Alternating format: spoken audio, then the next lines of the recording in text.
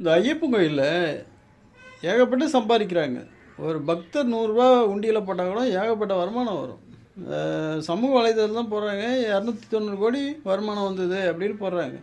இதெல்லாம் என்ன பண்ணுறாங்க? பக்தர்கள் தேவையான செய்ய வேண்டியது தானே. தற்காலிகம் பாத்ரூம்லாம் பிளாஸ்டிக்கில் அங்கங்கே வைக்கிறாங்க. ஏன் நிரந்தரமாக பாத்ரூம் பில்டிங் கட்டி விட வேண்டியது தானே. க்ளீன் பண்ணுறதுக்கு ஆள் வைக்க வேண்டியது தானே. பக்தருக்கு வந்து இளைப்பாறத்துக்கு பில்டிங் கட்ட வேண்டியது தானே. அதெல்லாம் பண்ணவே மாட்டுறாங்க. அது தற்காலிகமாக டென்ட்டு போல் அடித்து அந்த நேரத்துக்கு யூஸ் பண்ணிக்கிறாங்க. போலீஸ்காரங்க தான் நிறையா இருக்கிறாங்க, அவங்க தான் வேலை செய்கிறாங்களே.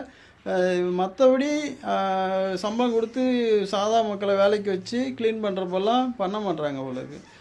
ரொம்ப நாஸ்தியாக ஒரே நாத்தாட்சின்னு கிடக்குது. எல்லாத்தையும் க்ளீன் பண்ணுறதுக்கு ஆள் வைக்கணும். பக்தர்கள் வந்து படுத்து இளைப்பாறதுக்கு நிறைய பில்டிங் கட்டி விடணும். இதெல்லாம் பண்ணவே மாட்டுறாங்க. நல்லா பக்தருக்கு தேவையான வசதியாக செய்ய மாட்டாங்க. கஷ்டதான் படுத்துகிறாங்க, துரத்தி அடிக்கிறாங்க.